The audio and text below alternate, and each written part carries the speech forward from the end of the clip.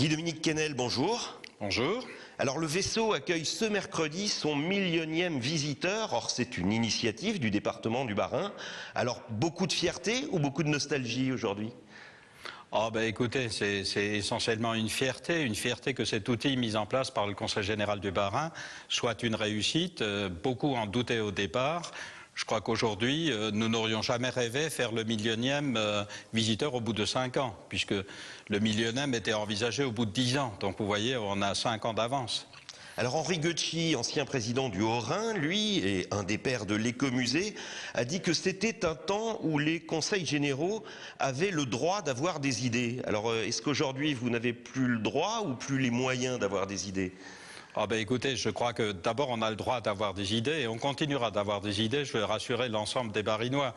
Et en même temps, les moyens, il faut se les donner, c'est-à-dire qu'il faut faire des choix de nos jours et des choix peut-être un peu plus difficiles que ce que nous avions fait jusqu'à présent. Ça c'est vrai, parce que les budgets sont en restriction, c'est normal, on a plus de charges sociales et on a moins de recettes. Donc finalement, il faut faire des choix. Mais il y a toujours des priorités qu'on peut se donner et ça c'est notre liberté et un peu, j'allais dire, la fierté, la grandeur aussi de la fonction d'élu.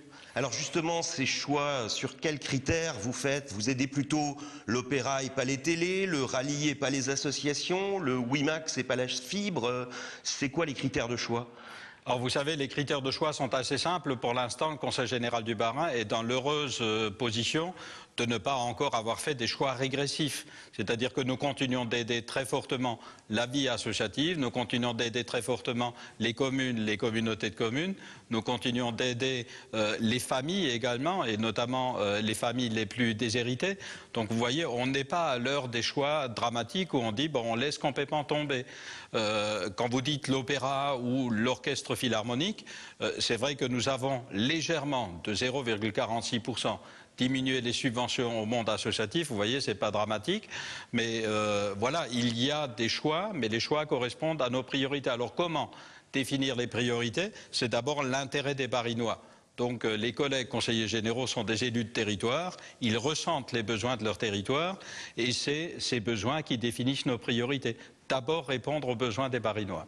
Alors pour vous maintenir, on va dire, un certain nombre de moyens, vous avez supprimé les abattements sur la taxe d'habitation. L'opposition est très dure et parle de racketter les Barinois. C'est courageux à la veille des cantonales.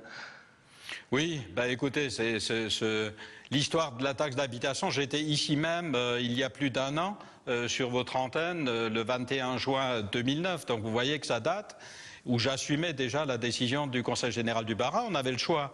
Soit on faisait cette opération qui est la dernière, je tiens à le rappeler et à le dire à l'ensemble des auditeurs, l'an prochain, sur votre fiche d'imposition, la colonne département n'existera plus. Vous ne paierez plus de taxe d'habitation pour le Conseil général. Cette année, c'est la dernière année. Et j'observe que ceux qui étaient critiques l'année dernière et pendant toute une année sont en train de proposer exactement la même chose que ce que nous avons fait. Simplement, ils l'habillent différemment et le résultat est le même. Donc, en termes de critique, c'est un peu facile au début. Je récuse le terme de raquette. Nous essayons de gérer au mieux pour les Barinois. On aurait pu ne pas faire cette opération sur la taxe d'habitation et, par exemple, à la place, faire payer l'ensemble des parents pour les transports scolaires. Et les parents auraient payé nettement plus cher que ce qu'ils payent pour la taxe d'habitation. C'est là que nous avons fait des choix et des priorités, et nous les assumons.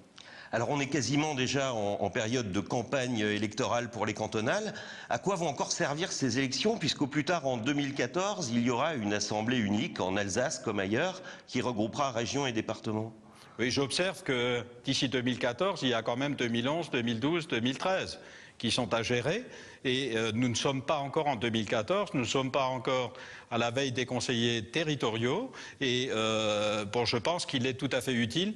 Un élu proche du territoire est absolument indispensable à mes yeux, que ce soit aujourd'hui ou en 2014.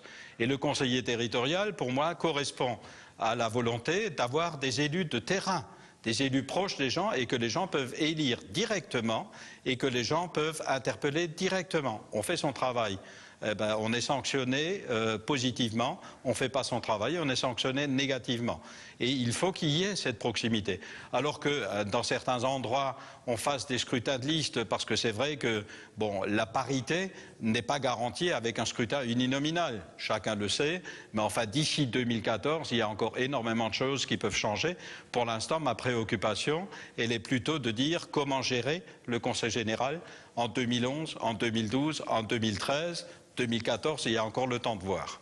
Guy-Dominique Kennel, merci. Merci à vous.